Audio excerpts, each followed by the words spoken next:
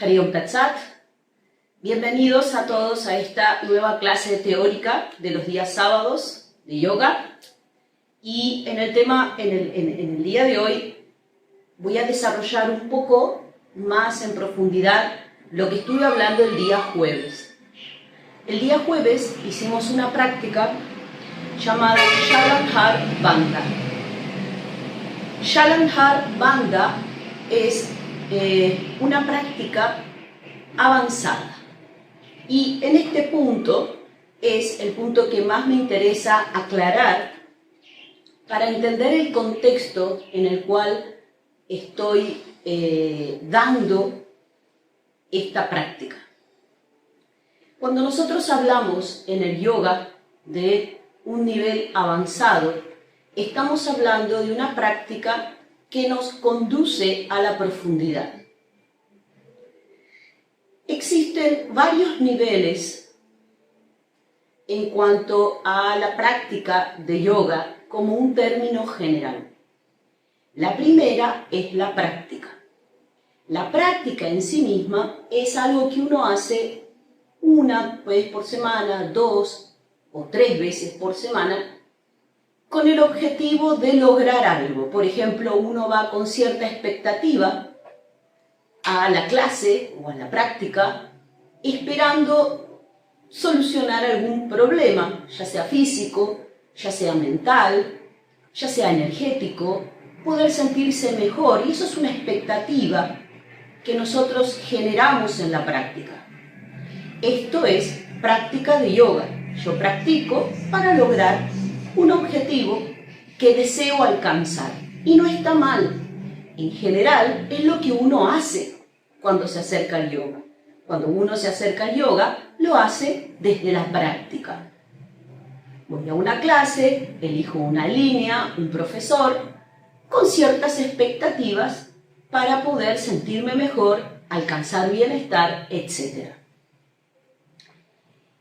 La segunda etapa, en líneas generales, le vamos a llamar práctica, pero ya no es esa práctica en donde uno tiene una expectativa, tiene una finalidad puesta por uno.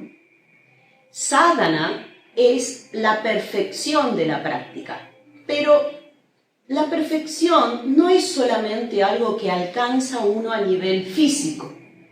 El nivel físico es uno de los niveles, acaso el nivel más burdo.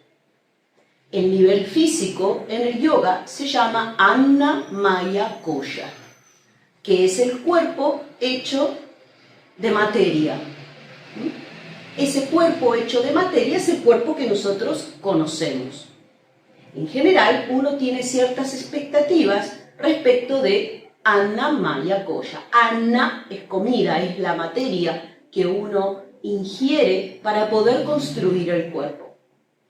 Luego existe un nivel más sutil que se llama Pranamaya Kosha. Yo expliqué algo otra clase acerca de esto. Pranamaya Kosha es el cuerpo energético, se pone en segundo orden, pero no está en segundo orden, puesto que Pranamaya Kosha está inmerso en todos los demás cuerpos. Pranamaya Kosha es el motor, es la energía, es el cuerpo energético que está intrínseco en el cuerpo físico, intrínseco en el cuerpo mental, en el cuerpo simbólico o psíquico y en el cuerpo espiritual. En todos los demás, Pranamaya Kosha es el motor, la acción. Pranamaya Kosha se conoce como el cuerpo energético y en general se describe, si Annamaya Kosha, el cuerpo físico, está constituido por órganos, tejidos, mucus, sangre, distintos componentes físicos que ustedes conocen, Pranamaya Kosha está constituido por sistemas sutiles.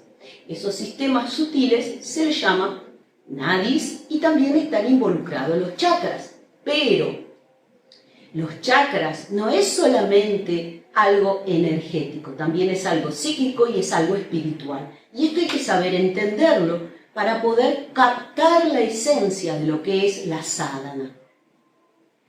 Cuando uno perfecciona su práctica y la transforma en sadhana, ya no está con las expectativas en uno, sino que la sadhana es perfeccionar una práctica, dejándome llevar hacia donde esa sadhana me tiene que llevar, sin expectativas. Es un aspecto muy difícil de alcanzar la sadhana, porque uno tiene que dejar de lado todo lo que aspira. Y además, uno no debe intelectualizarlo, no debe analizarlo, porque durante la sadhana puede ocurrir que al principio todo parezca que se desorganiza para después volver a organizarse. O puede ser que tengas una experiencia de repente organizadora y que te establezca. Eso no se sabe. Lo mejor es atravesar esa sadhana sin ninguna expectativa. Cuando la persona empieza a aceptar la sadhana, empieza a trabajar su sadhana incansablemente, sin ponerle expectativas, es entonces donde alcanza un tercer nivel, más profundo de la experiencia, que se llama estilo de vida. Esa sadhana ya empieza a modificar la forma en la que vive, la forma en la que piensa, la forma en que se conduce. Cuando esto ocurre, que es algo maravilloso porque es de verdad cuando los cambios suceden, cuando esto se produce, que se llama estilo de vida, que se necesita mucha disciplina, se necesita un trabajo muy profundo, se necesita sacar toda la intelectualización, sacar todo el juicio, luego se alcanza algo que se llama cultura del yoga, y es cuando de verdad esa forma de vida que uno adquiere empieza a influir en lo que lo rodea. Lo que lo rodea empieza a cambiar. Y esa es una etapa muy importante porque es la última etapa, yoga como cultura, porque lo que hace es generar un cambio alrededor, sin que uno se lo proponga, simplemente sucede porque uno realizó un trabajo en sí mismo. Entonces, una cosa es la práctica, con ciertas expectativas, otra cosa es la sadhana, cuando uno suelta las expectativas y se entrega a eso que está haciendo. Luego viene el estilo de vida, como hay cosas que empiezan a cambiar adentro, lleva mucho tiempo. Esto no se alcanza de un día para el otro. Esto no es algo que sucede mágicamente en un fin de semana o en un workshop. De verdad es algo muy duro, muy profundo. Ocurre que hoy en día estamos muy acostumbrados a lo instantáneo, a lo rápido. Todo tiene que ser fácil y rápido. Y si podemos no hacer ningún esfuerzo, mejor. Y ustedes tienen que pensar que el yoga tradicionalmente es un esfuerzo. Patanjali habla en su primer aforismo de que el yoga es una clase de disciplina sutil. Ese es el primer aforismo. Hatha Yoga Anushasanam. Yoga es una clase de disciplina sutil. Si uno no es capaz de hacer esta disciplina sutil, no va a suceder ningún cambio. Más bien lo que va a suceder es una especie de fantasía del cambio. Muchas veces, y yo esto lo mencioné, las personas cuando creen que han hecho algún cambio, se transforman en más neuróticas. Cuando en verdad, si transformó esa práctica en sadhana y la perfeccionó, no debiera haber esas clases de neurosis. Muchas personas, y esto también lo dije, se esconden atrás de la práctica de yoga para creerse que son más evolucionadas o más espirituales. Uno escucha normalmente esto, ¿no?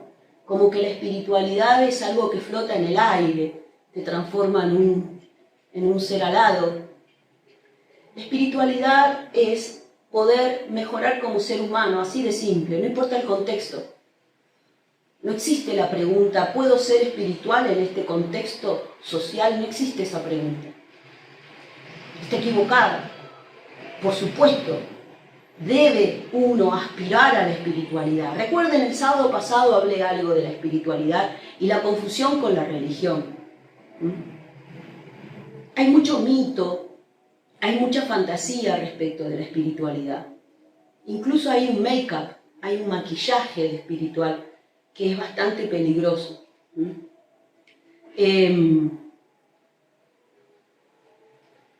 La espiritualidad es el perfeccionamiento como ser humano y el desarrollo de las cualidades humanas. Las cualidades humanas son esas cualidades altas. ¿Y por qué les estoy diciendo esto? En general yo no pensaba hablar de estos temas en este contexto de Internet, porque son temas sensibles, porque hay mucha confusión desde mi punto de vista, y a lo mejor me equivoco, respecto de lo que uno normalmente escucha acerca de estos temas. Estos temas son todo el campo sutil, pero si yo quiero hablar del yoga como camino de profundización, tengo que hablar de los aspectos sutiles. Existe un mapa para transitar ese aspecto sutil. Ese mapa fue claramente descrito en textos sagrados que para la próxima se los voy a mencionar. Para ahora no quiero entrar en tanto detalle. Este mapa de la conciencia fue descrito como estos chakras. Muchas cosas se hablan acerca de los chakras. Y a veces hasta no se toman en serio, porque tanto se habla, tanto se dice, que es muy difícil saber cuál es el origen, el propósito de este mapa. Este mapa de los chakras lo que produce es una guía. Se habla de vórtices de energía, se habla de aspectos de la personalidad, se habla de muchas cosas acerca de los chakras, y son todas reales. Lo que muchas veces no es real es que para poder acceder a este campo de la conciencia, la persona tiene que hacer una sadhana. Esa sadhana no la puede inventar esa persona. Esa persona no puede agarrar un libro, si quiere hacer algo serio, y decir, voy a hacer esta sadhana que leí en el libro. Porque una sadhana, si no está dirigida por alguien que sabe, puede ser muy peligrosa. Lo que sucede normalmente, y este conocimiento que se ha divulgado tanto de una manera tan superficial, es que las personas crean una fantasía respecto de este mapa de la conciencia que son los chakras. No es tan peligroso, pero pierden el tiempo. Cuando uno quiere de verdad hacer una sadhana en los aspectos sutiles, necesita una guía. O ustedes irían a algún lugar que desconocen, perdido en un rincón del planeta, solos, solamente con un libro escrito hace muchísimos años. ¿Irían? ¿O de verdad contratarían un guía? Yo creo que contratarían un guía, alguien que sepa, alguien que ya haya estado en ese lugar, alguien que los pueda guiar. Pues bien, respecto de los chakras, uno tiene que hacer lo mismo. Uno tiene que encontrar una guía y en general los verdaderos sadhanas se hacen en un contexto especial, porque muchas cosas tienen que cambiar. Lo que yo voy a enseñar y lo que enseñé son apenas principios, algunas prácticas muy inocentes. Jamás enseñaría crías o jamás enseñaría cosas que yo aprendí en el contexto del ashram. Porque en el contexto del ashram la persona está segura, la persona tiene una dieta especial, la persona tiene un estilo de vida especial, está rodeada de personas que están buscando lo mismo, o sea que la energía es completamente diferente. Y sería absolutamente hipócrita de mi parte poder empezar a enseñar estas cosas fuera del contexto adecuado. Pero sí, hay pequeñas prácticas que pueden servir. Tal vez no la hagamos como sadhana, tal vez la hagamos como práctica, pero podemos hacerlo sin ningún peligro. Yo esto lo quiero dejar claro, porque hay cosas que voy a hablar como para dar un marco teórico, pero no las vamos a practicar, simplemente para que ustedes las conozcan. Y si eventualmente alguna vez tuviesen la oportunidad de hacer una de estas experiencias, ya van a estar con el conocimiento. Las prácticas de bandhas tienen este propósito.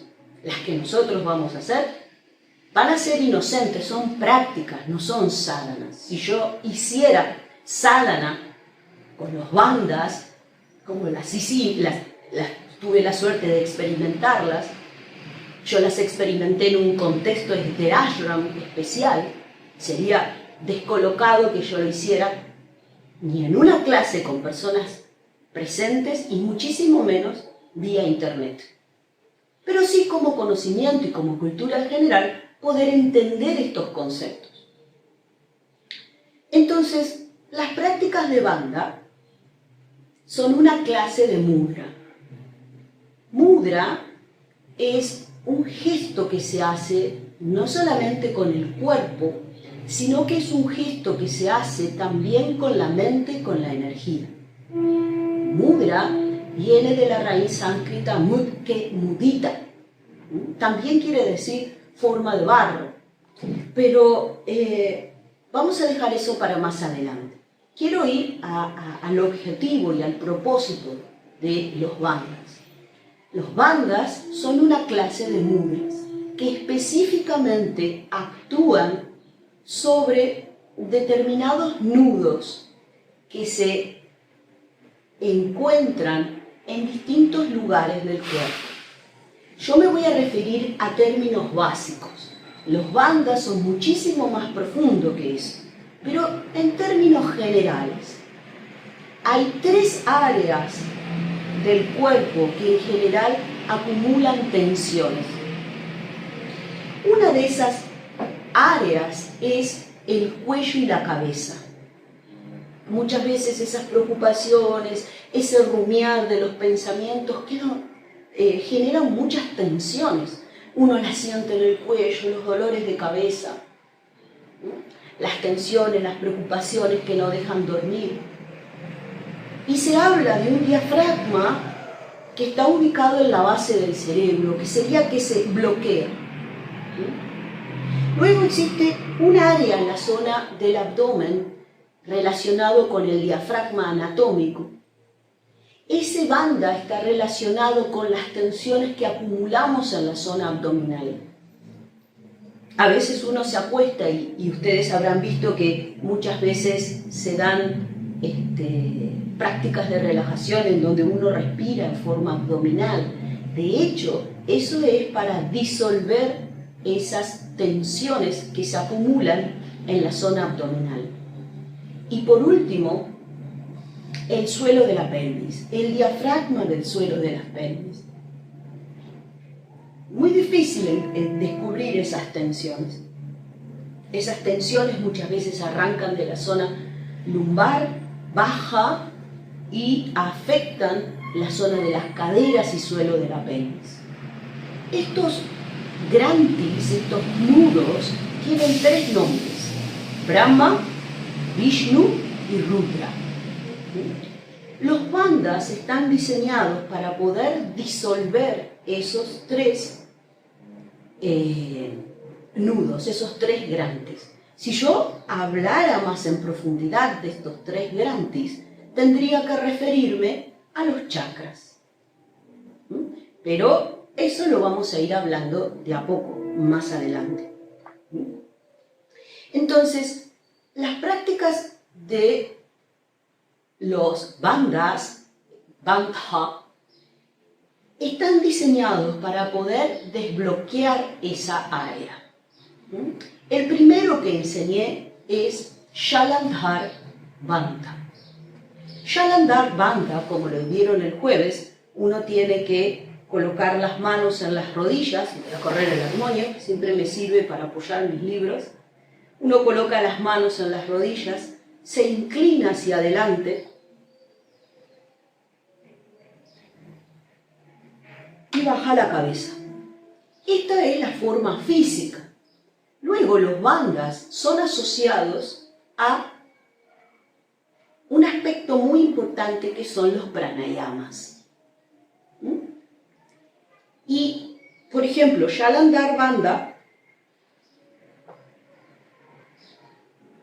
se puede hacer con pulmones llenos o con pulmones vacíos.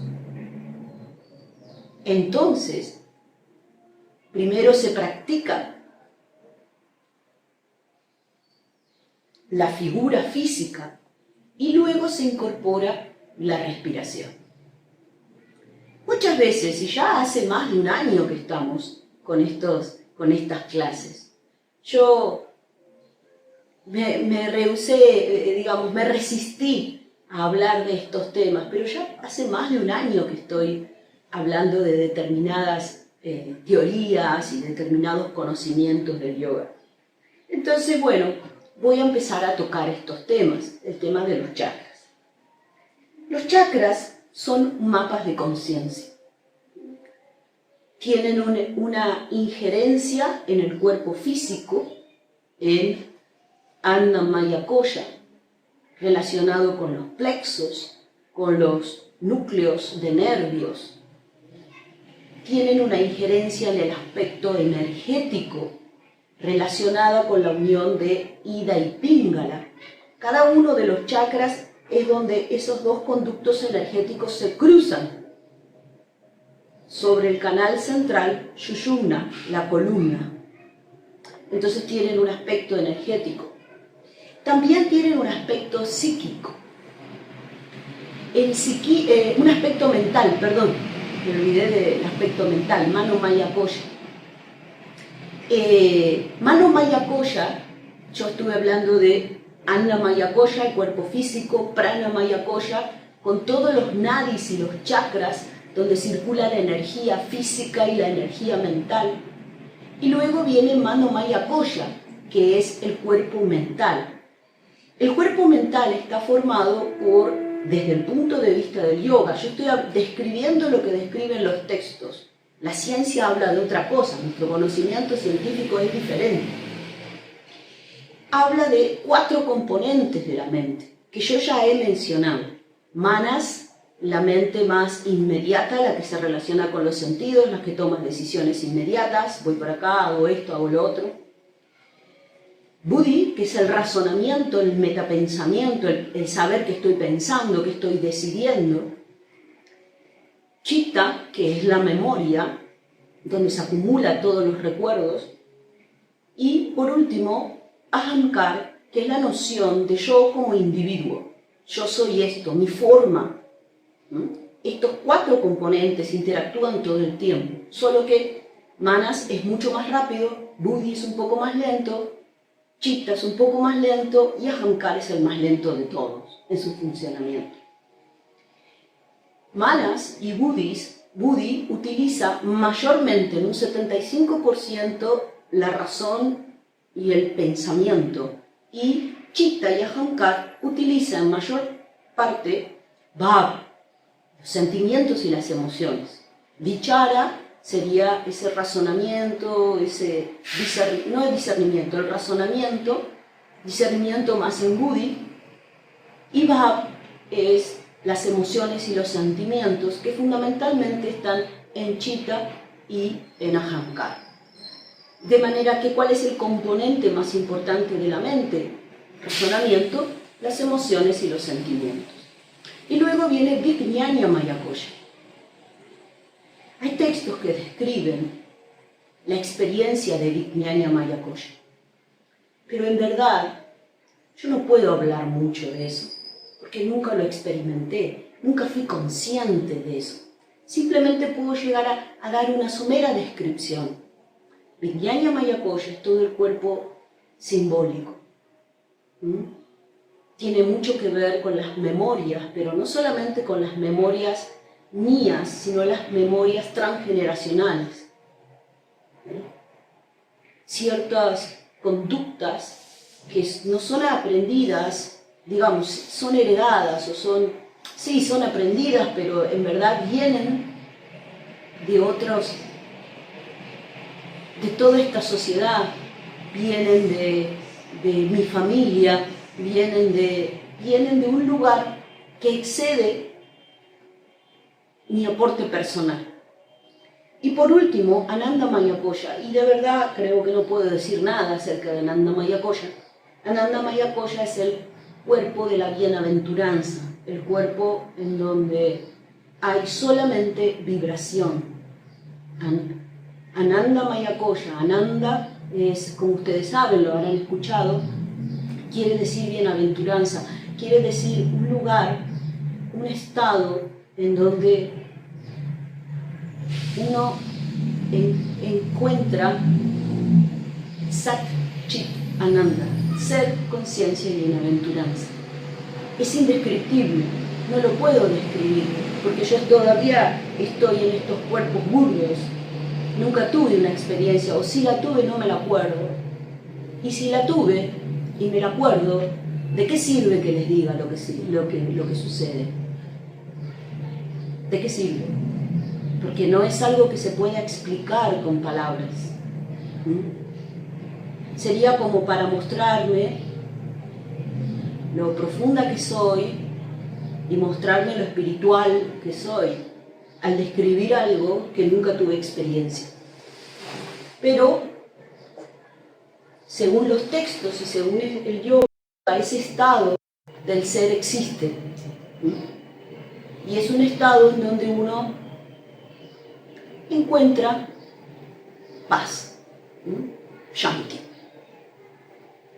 Entonces, medio que me perdí un poquito, pero estaba hablando de la profundidad en estas prácticas, que cuando uno empieza a hablar de los chakras, no está hablando solamente de un aspecto físico, sino que también está hablando de un aspecto energético, de un aspecto mental, de un aspecto psíquico y de un aspecto espiritual.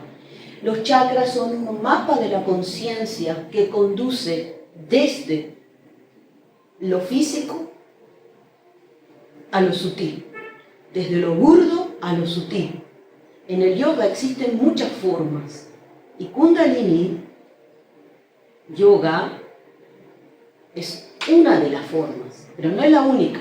Simplemente es una forma que se describe, es un mapa que se describe para poder alcanzar ese estado de superación de la personalidad, de pulir la personalidad. Entonces los chakras son aspectos físicos que tienen que ver con órganos, que tienen que ver con partes del cuerpo, que tienen que ver con plexos, que tienen que ver con glándulas. Los chakras son energía, que tienen que ver con energía física y tienen que ver con energía mental. Los chakras son descripción de la personalidad, y este es un tema muy interesante, pero la verdad, uno debiera leer mucho, hacer muchas sadhanas para poder comprenderlo. Lo que yo voy a describir es algo muy somero, muy superficial, pero cada aspecto de la personalidad está simbolizado en los chakras. Por ejemplo, el más bajo, el que está en el suelo de la pelvis, que se relaciona con Brahma Granthi, ese dibujado el yantra, porque si yo quisiera hacer una sadhana con los chakras, tendría que utilizar todos los elementos: el cuerpo, la energía, la mente, los símbolos y los sonidos. Esa es la sadhana de verdad. No se hace en un fin de semana. Tampoco nadie te puede hacer nada en tus chakras. Lo que las personas pueden llegar a hacer desde afuera es que tomes conciencia, pero después el camino es tuyo y necesitas una guía seria si quieres hacer una sadhana en los chakras. Si no, es una fantasía más. No está mal. Uno puede elegir seguir el camino de la fantasía, es su decisión, pero no es serio. Por ejemplo, Muladhara Chakra, que está simbolizado como un cuadrado amarillo, es la tierra, la firmeza, la solidez. El vehículo es un elefante de 7 trompas, simbolizando los 7 dhatus, que son los 7 componentes del cuerpo físico.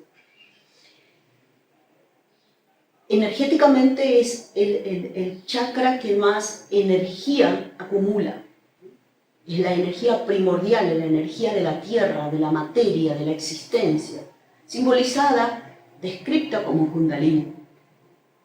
Y mentalmente, lo que simboliza el aspecto mental es la inseguridad, los miedos, el alimento,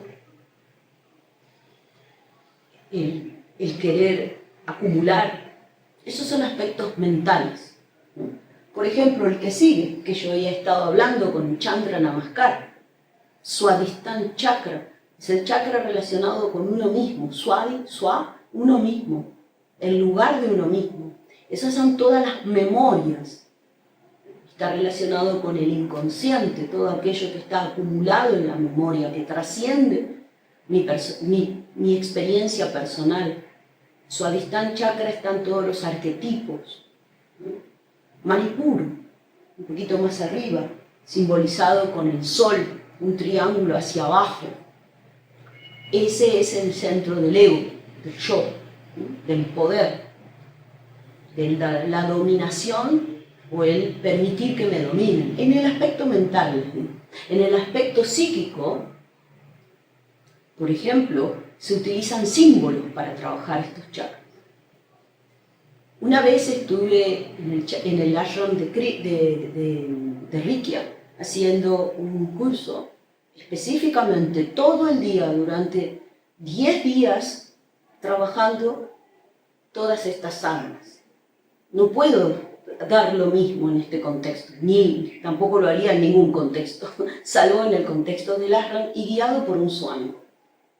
Entonces sí, uno puede decir que hizo más o menos una sadhana, Una sadhana lleva más tiempo. Pero algo uno empieza como a indagar en eso. Luego viene Anahat, y ya son los chakras superiores. Anahat tiene que ver con todas las emociones y los sentimientos. Vishuddhi, que tiene que ver con la purificación, el poder salirse de esta dualidad de raga y dueya, de lo bueno, lo malo, lo que me gusta, no me gusta, y poder trascenderlo, poder purificarlo. Y Ajna, que está relacionado con la superación del intelecto para poder llegar a la sabiduría. Entonces, los 2 primeros chakras, existe un bandha para desbloquearlos, y se llama Mula Bandha. Mula Bandha. Los 2 que siguen, lo que se trabaja es Uddiyana Bandha. Y para el cuello y la cabeza, Jalandhar Bandha. Pero recuerden, yo esto lo digo para dar una idea, un contexto. Nosotros no vamos a trabajar los chakras, porque los chakras, para hacerlo seriamente, hay que hacerlo como sadhana, no como práctica, y mucho menos con la pantalla de por medio. Igualmente yo en mis clases tampoco lo doy, y hace 30 años que soy profesora. Lo que hacemos son prácticas muy simples para tomar conciencia, y eso sirve, y es lo que apenas voy a dar yo. Entonces esto es simplemente ponerlos en contexto de cuando de aquí en más tal vez empecemos a mencionar en la práctica de asana lo que es un chakra, para qué chakra, la conciencia, el movimiento de la energía. El movimiento de la energía parecería que es algo místico, no lo es solamente mover la respiración y la conciencia, nada más. Y dejar que la cosa suceda sola. No creas expectativas. ahora voy a sentir tal cosa y voy a experimentar tal otra. No, eso es un error. ¿Cómo te das cuenta de que estás avanzando en el camino espiritual? Porque sos más místico, porque te vestís de blanco, porque hablas más suavecito. No, esos son estereotipos de la persona espiritual. Uno se da cuenta que avanzó en el camino espiritual cuando cada vez depende de menos cosas. Cuando una persona aprende a pararse sobre sus dos pies, cuando una persona deja de ser influenciada tanto, aunque es muy difícil, porque incluso el lenguaje con el que uno habla es un lenguaje colectivo. No podemos decir de que somos enteramente libres, porque incluso el lenguaje con el que pensamos es un lenguaje colectivo. El otro me influye todo el tiempo porque yo pienso en un lenguaje colectivo. ¿Entienden? No puedo negar la influencia. Lo que sí puedo es discernir. ¿Es importante las respuestas? No. Es importante las preguntas que te haces. Dejen de andar buscando que las personas les den respuestas. Empiecen a hacerse preguntas. Y después, busquen mapas. Pero no con las respuestas ya dadas. Y hoy día en las redes uno ve mucho eso. ¡Ay, era lo que esperaba escuchar! Sí, quisiste escuchar eso, pero ¿qué cambió en tu vida eso que escuchaste? Esa frase que posteaste. No mucho. Estamos cada vez más superficiales. Estamos cada vez más renuentes a esforzarnos para poder hacer un cambio interno. Es dificilísimo. Es dificilísimo, no lo discuto. Yo tengo 56 años y me parece que no avancé nada. Pero bueno, ahí estoy, remando en dulce de leche. ¿Cómo te das cuenta de que estás avanzando? Porque cada vez tenés menos dependencias. Cada vez te podés parar mejor sobre tus dos pies. Cada vez podés hacerte más preguntas. Y hay preguntas que son muy incómodas a la sociedad que hoy vivimos. Esas son las preguntas que te tenés que hacer. Porque muchas veces estos campos llamados espirituales te dan respuestas mágicas, soluciones simples para problemas difíciles. Y eso es muy malo. Todo lo que te dé una respuesta simple para un problema complejo no está bien. Hay que trabajar mucho sobre uno mismo. El conocimiento te va a ayudar. El conocer qué dijeron otros humanos, cómo vieron la perspectiva, no solamente desde el punto de vista del yoga, también desde la filosofía. A mí me parece que ayuda a poder discernir, y el discernimiento y el desapego son las dos herramientas más poderosas que tenemos en nuestro camino. Aún, y ahora sé que se van a enojar conmigo, si no hay conocimiento no puede haber amor.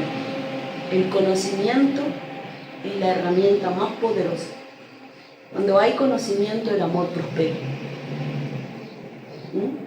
Pero conocimiento profundo.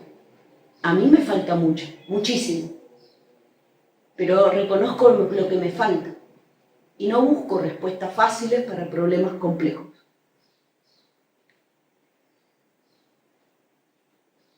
Son temas muy delicados y muy profundos. Y siempre piensen en hacerse todas las preguntas que deben hacerse, aunque sean incómodas. Hay mapas que nos guían, y en el yoga hay mapas maravillosos. La tradición y la sabiduría de la India nos puede ayudar mucho en este camino, pero no compren espejitos de colores. Vamos a seguir hablando acerca de los chakras como camino de conocimiento, como mapa de la conciencia, en el contexto adecuado, o tanto como yo pueda transmitirlo, y las respectivas prácticas. ¿Por qué les doy este teórico? Hoy capaz que no estoy dando mucha información académica, porque quiero dar un contexto. Y después sí dedicarme a describir académicamente, desde el punto de vista del yoga, no de la ciencia, sino del yoga, cómo se describió este mapa de la conciencia, que es muy rico y es muy profundo. Y con las prácticas que se deben hacer para poder profundizar en esta experiencia. Cualquier pregunta, y esto me están dejando pocas preguntas, o yo no las veo o desaparecen. Cualquier pregunta que surja, por favor escríbanmela. Hay cosas que también por ahí se borran, porque los mails yo no los puedo poner, y bueno, una serie de cosas, pero podemos tener una interacción en sus preguntas, porque las preguntas son lo más interesante. Las preguntas que uno se hace. Entonces, dejemos de consumir respuestas y empecemos a hacernos las preguntas. Para retomar un poquitito el tema académico, por decirlo de alguna manera, los chakras son mapas de la conciencia, guías para poder conocer distintos aspectos de la personalidad. Existen sadhanas para poder profundizar en este conocimiento. Lo que nosotros vamos a hacer es apenitas una práctica, no sadhana, práctica, para llevar la conciencia a esas áreas del cuerpo y darse cuenta si encuentran esos grandes, esos bloqueos. Esta conciencia ayuda a desbloquearlo. Eventualmente, si uno necesita ir a algún profesional, tiene que hacerlo. Pero el conocimiento de cómo los sabios de la India describieron este mapa de la conciencia, a mí personalmente me ayudó a entender cómo estaba hecho. Igualmente siempre cuestioné todo. Y de verdad he descubierto cosas asombrosas que hoy día la ciencia también afirma. Entonces, esa práctica va a ayudar a que uno lleve la conciencia a distintas áreas del cuerpo, que pueda hacerse cargo de esos bloqueos, notarlo, trabajarlo, hacer los cambios en el estilo de vida que tienen que hacer, poder descubrir aspectos de su personalidad, poder observarlos, darse cuenta en el Muladhara Chakra, ese que está relacionado con la tierra, con la firmeza, cuando una persona está firme, bien asentada, próspera, o cuando esa persona no está tan asentada, cuando tiene inseguridad, miedo. Hay determinadas prácticas que no digo que ustedes de la noche a la mañana van a ser prósperos, equilibrados, no, eso sería una fantasía, sino que uno de a poquito va tomando conciencia y se va dando cuenta y va detectando cuestiones de la personalidad. O por ejemplo su Adhisthana Chakra, que tiene que ver con el placer, con el agua, con el fluir, con los recuerdos. A veces uno se estanca en determinadas cuestiones mentales, a veces por la imposibilidad de disfrute o a veces por no poder salir y no poder resistir la incomodidad. O Manipur Chakra, relacionada con la ira, el enojo, el yo imponiéndose. Para mí personalmente es tremendo. El día que me deje de enojar. Pero a esa energía del enojo hay que transmutarla. Y la transmutación, el cambio tiene que ver con el darse cuenta, validar las emociones, entenderlas y poder responder asertivamente. Entonces vamos a seguir en nuestro camino de conocimiento, Espero no haber delirado mucho y por favor, cualquier pregunta, escríbanla, que me encantaría responderlas. Muchísimas gracias. Hari Om Tat Sat.